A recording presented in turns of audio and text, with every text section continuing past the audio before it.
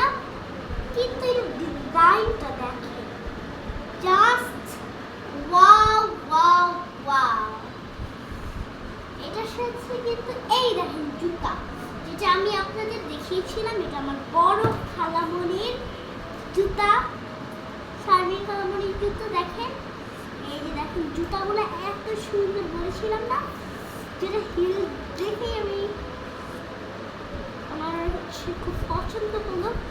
হিলটা দেখেন, দুই সাইডের হিলই অনেক সুন্দর, আর এই জুতার জামা একসাথে কিন্তু অনেক সুন্দর। তো গাইস আমি